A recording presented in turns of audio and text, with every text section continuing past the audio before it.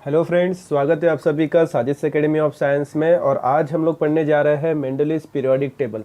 जैसे कि इसके पहले का जो वीडियो था उसमें हम लोगों ने डोबेरेनर्स के ट्रायड्स और न्यूलैंड्स ऑक्टेव जो था, ये दो कंसेप्ट हम लोग ने देखा था। अगर आप लोग ने वो वीडियो नहीं देखा है तो प्लीज़ एक बार जाकर वो वीडियो देख लीजिए। मैंने उसकी लिंक जो है ऊपर आई बटन में दिया हुआ है, ठीक है। तो उसके बाद देखिए हम लोग जो नेक्स्ट टॉपिक पढ़ने जा रहे हैं मेंडलीज पीरियोडिक टेबल। और ये जो टॉपिक है बहुत ज़्यादा इम्पॉर्टेंट है और इस टॉपिक के ऊपर से एग्ज़ाम जो होता है, बोर्ड एग्ज़ाम जो, उसमें आपके क्वेश्चन पूछा जा सकता है, ठीक है। तो चलिए स्टार्ट करते हैं इस टॉपिक को। तो सबसे पहले देखिए, मेंडेलीव जो थे उनका पूरा नाम था डिमिट्री मेंडेलीव और उनका जो ड्यूरेशन है वो ड्यूरेशन था 1834 से लेकर 1907 तक। और ये जो है ये एक रशियन साइंटिस्ट थे जिन्होंने एक सेंट पीटर्सबर्ग यूनिवर्सिटी में एज अ प्रोफेसर करके काम भी किया हुआ है। इनके बारे में एक स्टोरी मैं आपको छोटी सी एक स्टोरी बता देता हूँ कि ये जो डिमिट्री मेंडेलीव जो थे ये टोटल 16 भाई बहन थे। और उनके जो पापा जो थे, उनके पापा भी जो है, उनके फादर जो है वो भी पीटर्सबर्ग यूनिवर्सिटी में प्रोफेसर रह चुके थे। He developed the periodic table of elements during the period 1869 to 1872।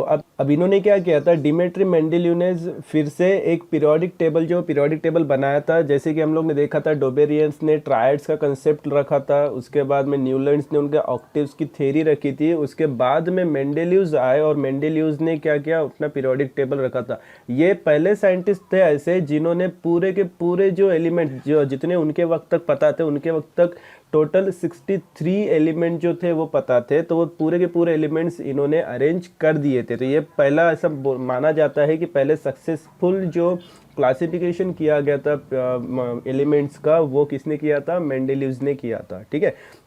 तो उन्होंने देखिए ये जब कर रहे थे तो उन्होंने करते वक्त क्या किया, he arranged the cards in accordance with the atomic masses and properties of the elements which resulted in the invention of the periodic table of elements। इन्होंने क्या किया था, बहुत सारे ऐसे कार्ड जो थे वो कार्ड्स के ऊपर एलिमेंट्स के उनके एटॉमिक मासेस और उनके प्रॉपर्टीज लिख लिए थे। ऐसे वो कार्ड्स को उन्होंने क्या किया था, उनके घर की जो दीवार थी, दीवार पे बहुत सारे कार्ड्स उन्होंने अरेंज किए थे। और उस अरेंजमेंट के बाद फिर जो पीरियोडिक टेबल था वो मेंडेलीव्स पीरियोडिक टेबल इन्वेंट किया गया था, ठीक है यहाँ तक बच्चों। देन उसके बाद देखिए, is considered the fundamental property of elements namely the atomic mass। फिर से यहाँ पे देखिए, जैसे कि हम लोग ने देखा था कि डोबेनियस ने जो थे उन्होंने ट्राइड्स का कंसेप्ट रखा था, बाद में न्यूलैंड्स ने उनके ऑक्टेव्स का कंसेप्ट रखा था। ये दोनों ने भी क्या यूज़ किया था, एटॉमिक मास के अकॉर्डिंग एलिमेंट्स को अरेंज किया था। सेम कंसेप्ट यहाँ पर इन्होंने भी यूज़ किया, मेंडेलीव्स ने भी यूज़ किया, जिन्होंने जो एलिमेंट्स थे उनको किसके अकॉर्डिंग, उनके एटॉमिक मास के अकॉर्डिंग क्या किया गया था, अरेंज किया गया था, ठीक है। As standard and arrange 63 elements known at that time. अब यहाँ पे याद रखना है हम लोग को कि जो मेंडेलीव्स थे उनके वक्त तक टोटल 63 एलिमेंट जो है वो 63 एलिमेंट्स डिस्कवर्ड हो चुके थे। Then he transferred this into the periodic table of elements in accordance with the physical and chemical properties of these elements। अब इन्होंने क्या किया कि ये जो एलिमेंट्स थे उन एलिमेंट्स को अरेंज तो कर लिया एटॉमिक मासेस के हिसाब से, उसके साथ साथ उन्होंने क्या किया, उनकी जो फिजिकल प्रॉपर्टीज थी, physical properties and chemical properties, इन सब का भी उन्होंने क्या किया था, इनके अकॉर्डिंग उनको अरेंज किया था। तो मतलब यहाँ पे एटॉमिक मास एक हो गया और उसके बाद उनके फिजिकल एंड केमिकल प्रॉपर्टीज, इनके अकॉर्डिंग उनको क्या किया गया था, अरेंज किया गया था, ठीक है। उसके बाद देखिए, तो देखिए कौन कौन सी केमिकल और फिजिकल प्रॉपर्टीज उन्होंने कंसीडर की थी। तो उसमें उन्होंने फॉर्मूला ऑफ हाइड्राइड्स, मतलब देखिए उन्होंने फॉर्मूला ऑफ हाइड्राइड जो थे वो, उसके साथ साथ फॉर्मूला ऑफ ऑक्साइड जो था ये कंसीडर किया था। उसके बाद में मेल्टिंग पॉइंट्स, बाद में बॉइलिंग पॉइंट्स और उनका जो डेंसिटीज होते हैं, ये सब जो प्रॉपर्टीज थे, इन प्रॉपर्टीज के अकॉर्डिंगली उन्होंने एलिमेंट्स को जो है वो अरेंज किया था।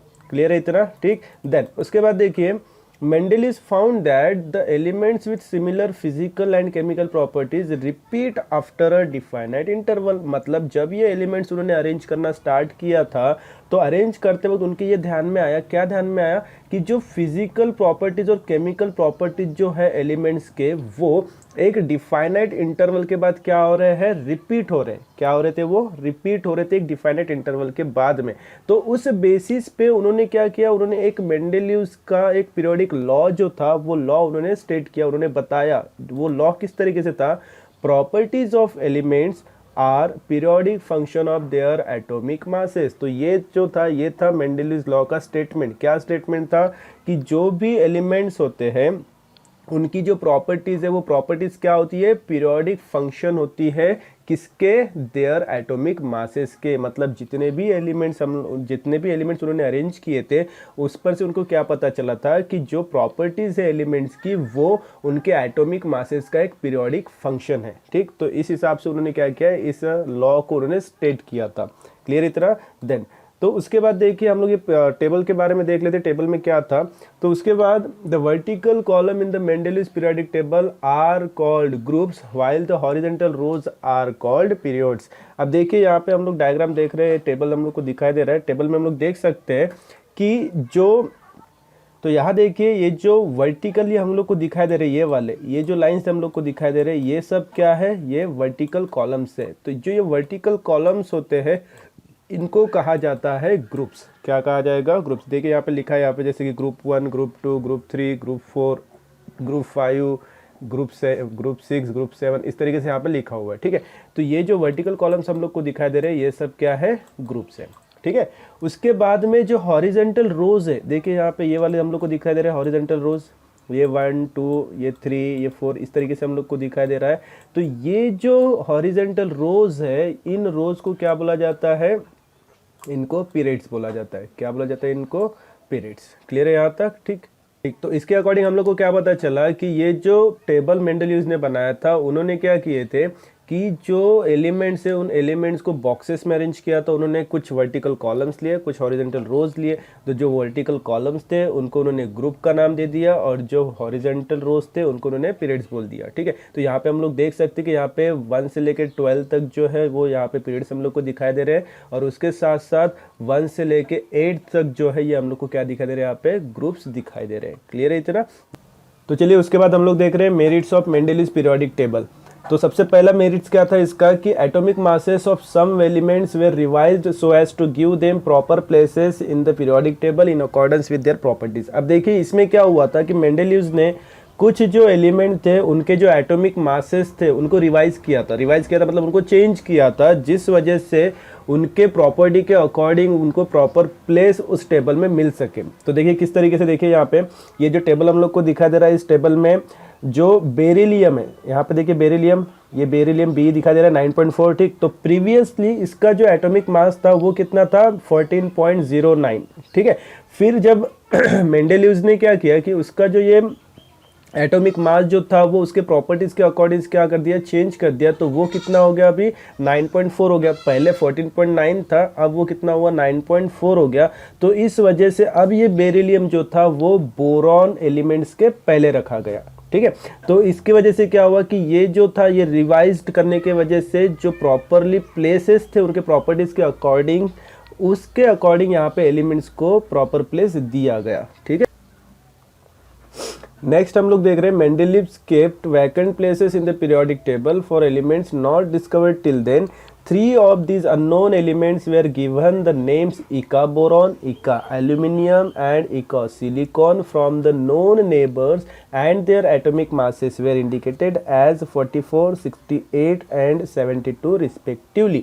Not only these but their properties were also predicted. Later on these elements were discovered and named as scandium, gallium and germanium respectively. अब देखिए मेंडेलियस जो थे, मेंडेलियस कैसे थे कि उन्होंने एक फ्यूचर के बारे में थोड़ा सा एक सोच रखा था। उनकी एक सोच थी कि आगे जाके अगर कुछ नए एलिमेंट जो है वो नए एलिमेंट्स भी क्या हो सकते हैं, डिस्कवर्ड हो सकते हैं। तो उन्होंने एक प्रिडिक्शन लगाया था, एक अंदाज़ा लगाया था कि जिसमें उनके प्रॉपर्टीज जो थे, प्रॉपर्टीज भी उन्होंने प्रेडिक्ट किया हुआ था, और उसके साथ साथ जो एलिमेंट्स थे, एलिमेंट्स भी उन्होंने प्रेडिक्ट किया था। जैसे कि इका बोरॉन हो गया, इका सिलिकॉन हो गया, इका एल्यूमिनियम हो गया, ऐसे एलिमेंट जो थे उन्होंने क्या किए थे, प्रेडिक्ट किए थे। ठीक, तो अब यहाँ पे देखिए इस टेबल में हम लोग देख सकते हैं कि कौन कौन से, जैसे कि 44 है एटॉमिक मास जिसका 44 है, वहाँ पे ये देखो ये वाला एलिमेंट्स, ठीक। उसके बाद में 68 यहाँ पे देखिए ये वाला एलिमेंट, बाद में ये 72। तो ये जो तीन एलिमेंट्स जो है, ये इन तीन एलिमेंट्स का उन्होंने क्या किया था, प्रेडिक्शन किया था। प्रेडिक्शन करने के साथ साथ क्या किया कि उन्होंने उनके प्रॉपर्टीज के अकॉर्डिंग कुछ नाम भी उन्होंने ले लिए थे, जैसे कि इका एल्यूमिनियम, इका सिलिकॉन, उसके बाद इका बोरॉन, ऐसे नाम भी उन्होंने रखे थे। फिर बाद में जब इसका डिस्कवरी हुआ, तो डिस्कवरी होने के बाद में ये जो एलिमेंट्स थे, इनके प्रॉपर्टीज, जो नए एलिमेंट्स पाए गए थे, उनकी प्रॉपर्टीज जो थी वो एग्जैक्टली सिमिलर थी जो मेंडेलिव्स ने प्रेडिक्ट किया था। क्लियर है यहाँ तक, ठीक। देन उसके बाद देखिए कि कौन कौन से एलिमेंट्स थे। सबसे पहले जो इका बोरॉन था, इका बोरॉन बाद में उसको क्या बोला गया, स्कैंडियम बना दिया गया। फिर बाद में जो इका एल्यूमिनियम था उसको गैलियम बोला गया। फिर बाद में जो इका सिलिकॉन था उसको जर्मेनियम बोला गया। और इनके सभी जो प्रॉपर्टीज जो थे, फिजिकल एंड केमिकल प्रॉपर्टीज, ये भी सिमिलर थे। और उनके जो एटॉमिक मासेस थे वो एटॉमिक मासेस भी कैसे थे, सिमिलर थे, ठीक है।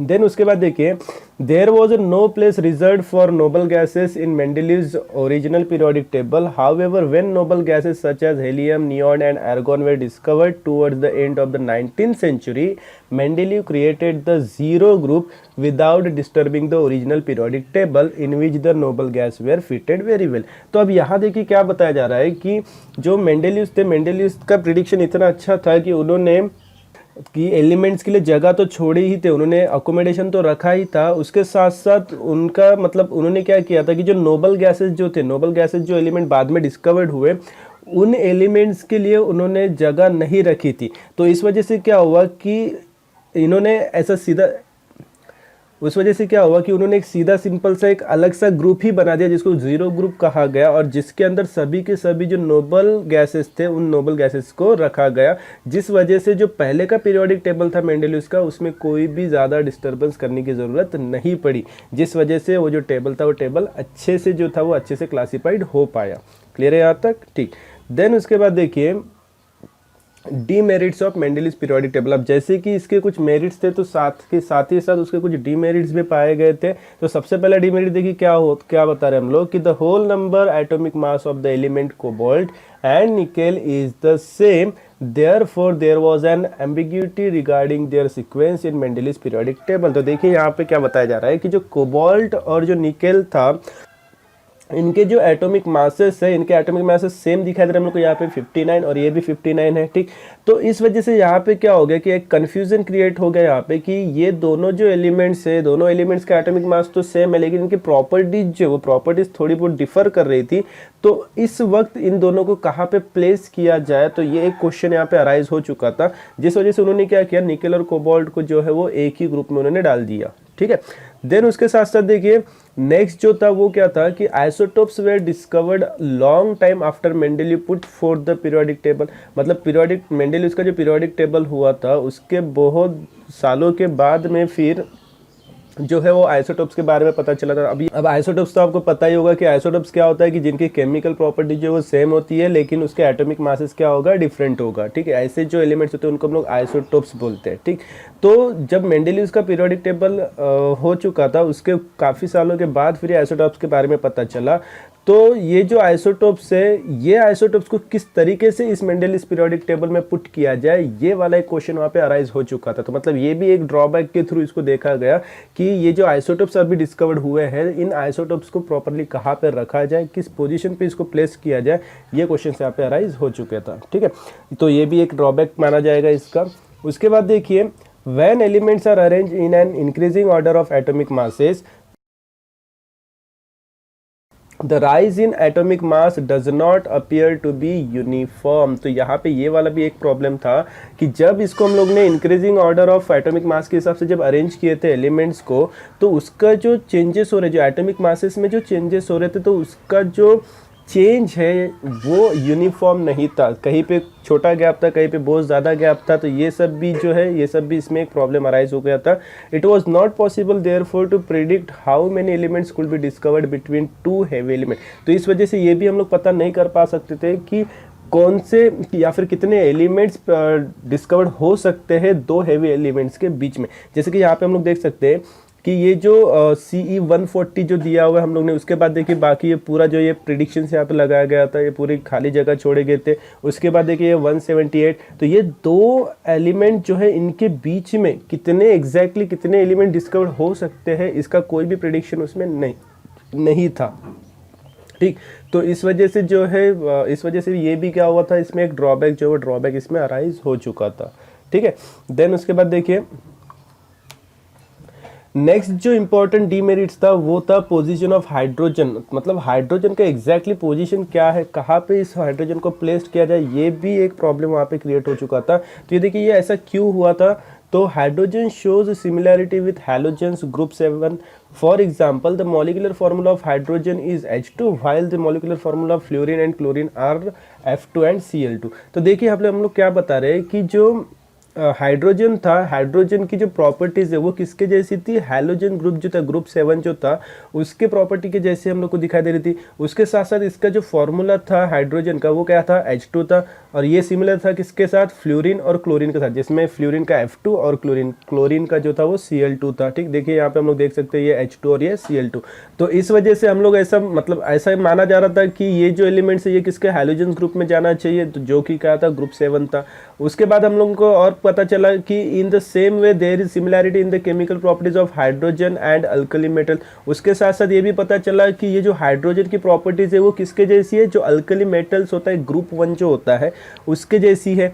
So there is a similarity in the molecular formula of the compounds of hydrogen alkali metal जैसे कि sodium, potassium, etc etcetera formed with chlorine and oxygen. On considering the above properties, it cannot be decided whether the correct position of hydrogen is in the group of alkali metals or in the group of halogen group. तो देखिए generally हम लोग क्या बता रहे हैं हम लोग कि ये जो हाइड्रोजन था, ये हाइड्रोजन की जो प्रॉपर्टीज थी वो प्रॉपर्टीज ग्रुप 7 के जो हैलोजेंस है उनके जैसी भी थी और जो ग्रुप 1 के जो अल्कली मेटल्स है उनके जैसी भी थी। तो इस वजह से यहाँ पे ये कन्फ्यूजन क्रिएट हो चुका था कि हाइड्रोजन को एग्जैक्टली कहाँ पर रखा जाए, उसको आइदर ग्रुप 1 में रखा जाए कि आइदर ग्रुप 7 में रखा जाए। ठीक है, तो ये वाला जो कन्फ्यूजन था ये कन्फ्यूजन वहाँ पे ये क्रिएट हो चुका था। तो ये भी जो है ये क्या था, एक डीमेरिट्स में इसको कंसिडर किया जाता है। ठीक है, then use your brain power. तो चलिए इसके ऊपर के हम लोग कुछ क्वेश्चंस देख लेते हैं। तो जनरली देखो सबसे पहला क्वेश्चन क्या है, right the molecular formula of oxides of the following elements by referring to the Mendeleev's periodic table. तो मेंडलिस पीरियोडिक टेबल के हिसाब से यहाँ पे जितने एलिमेंट दिए हैं तो उनका हम लोग को ऑक्साइड्स के फॉर्मूले बताना है। अब देखिए ऑक्साइड्स फॉर्मूला पहले समझ लीजिए, ऑक्साइड्स एंड हाइड्राइड्स। यहाँ पे देखिए जो ग्रुप 1 है इसमें आपको यहाँ पे देखिए R2O दिखाई दे रहा होगा, ये R2O। ठीक है, तो ये जो R2O है ये R2O मतलब क्या हुआ, ऑक्साइड्स का फॉर्मूला। ठीक, उसके बाद देखिए यहाँ पे ये RH4 दिखाई दे रहा है हम लोग को, तो ये RH4 मतलब ये हुआ हाइड्राइड का फॉर्मूला। ये R फॉर जो वो एलिमेंट हो गया, O फॉर ऑक्साइड हो गया और H फॉर हाइड्राइड हुआ। ठीक है, तो यहाँ पे हम लोग को क्या पूछा है उन्होंने, फॉर्मूला ऑफ ऑक्साइड्स पूछा है। तो फॉर्मूला ऑफ ऑक्साइड्स मतलब ये वाले ऑक्साइड्स के फॉर्मूला बताना है। तो सबसे पहले हम लोग को Na का पूछा है, तो Na देखिए कहाँ पे दिखाई दे रहा है हम लोग को, ये हो गया Na। ठीक है, थर्ड वाला पीरियड में, तो ये Na का क्या बनेगा, R2O मतलब Na2O, तो क्या बनेगा इसका Na2O। ठीक है, उसके बाद देखिए सिलिकॉन, सिलिकॉन कहाँ पे दिखाई दे रहा है हम लोग को, ये देखिए यहाँ पे सिलिकॉन। तो यहाँ पे ये जो ऐसा है तो इसके भी हम लोग को क्या बताना है, ये R है और ये O2 है, तो इसका मतलब क्या हुआ कि SiO2, तो इसका फॉर्मूला क्या बन गया SiO2। तो ये यहाँ पे हो गया सिलिकॉन का SiO2। उसी तरीके से अगर हम लोग कैल्शियम को अगर देखते हैं तो कैल्शियम का क्या होगा, CaO है, यहाँ पे ये दिखाई दे रहा है हम लोग को कैल्शियम का Ca और उसके साथ O है तो CaO हो गया। उसके बाद देखिए C का हम लोग को दिखाई दे रहा है C और ये यहाँ पे O2 है तो क्या बन गया इसका CO2 बन गया। बाद में R भी देखिए, R भी यहाँ पे दिखा दे रहा है हम लोग को, तो इसके साथ क्या है R2O है मतलब Rb2O बन जाएगा, तो इसका क्या बन गया Rb2O। उसके बाद देखिए P फॉस्फोरस हम लोग को दिखाई दे रहा है, तो इसमें देखिए क्या है R2O5, इसका मतलब R की जगह पे P हो गया तो P2 और O5 जैसा का वैसा, तो क्या बनेगा P2O5 बन जाएगा। ठीक, उसके बाद देखिए Ba, तो Ba में कैसा होगा, यहाँ पे देखिए Ba हम लोग को कहाँ दिखाई दे रहा है, यहाँ पे देखिए Ba, तो ये जो Ba है इसमें क्या है RO है मतलब BaO हो गया। उसके बाद Cl देखिए, Cl में क्या दिखाई दे रहा है हम लोग को R2O7 मतलब क्या होगा Cl का Cl2 और O का 7 तो Cl2O7 हो गया। Sn का देखिए क्या दिखाई दे रहा है हम लोग को Sn में क्या होगा, जो Sn है उसका RO2 का ग्रुप है तो SnO2 हो जाएगा। तो यहाँ पे देखिए हम लोग को ये सब क्या दिखाई दे रहे हैं, इसके ऑक्साइड्स के फॉर्मूले। तो ये Na का Na2O हो गया, Si का SiO2 हो गया, Ca का CaO, C का CO2, Rb का Rb2O, P का P2O5, Ba का BaO, Cl का Cl2O7, Sn का SnO2। ठीक है, क्लियर है? यहाँ तक समझ में आ रहा है ये किस तरीके से यहाँ पे फॉर्मूले बन रहे हैं? अगर नहीं समझ में आ रहा है तो फिर से इसको एक बार रिवाइज करके ज़रूर देख लीजिएगा, आपको अच्छे से समझ में आ जाएगा। ठीक है, देन उसके बाद नेक्स्ट क्वेश्चन हमको पूछा गया है कि ये जो एलिमेंट्स है, इन एलिमेंट्स के हाइड्रोजन के साथ में कौन सा फॉर्मूला बनेगा वो हम लोग को लिखना है यहाँ पे। तो जैसे हम लोग ने इसके पहले ऑक्साइड्स के साथ लिखा था, अब हम लोग किसके साथ लिख रहे हैं, हाइड्राइड के साथ। ठीक है, तो सबसे पहले देखिए C, तो ये जो C है, C के साथ क्या है, ये RH4 है, मतलब R4 एलिमेंट हो गया और H4 उसके साथ लगा देना, तो ये क्या बनेगा, CH4 बनेगा। क्या बनेगा, CH4 दिखाई दे रहा है यहाँ पे, CH4। उसके बाद देखिए S के साथ क्या बनेगा, यहाँ पे S जो है वो क्या है, H2 के साथ में, देखिए यहाँ पे ये S हो गया, यहाँ पे H2 है तो ये SH2 हो गया, दिखाई दे रहा है हम लोग को SH2, यहाँ पे ये देखिए आंसर SH2।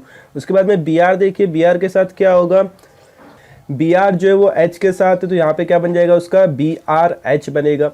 उसके बाद में As देखिए, As का क्या बनेगा, As H3 के साथ है तो क्या बनेगा, As H3 बनेगा।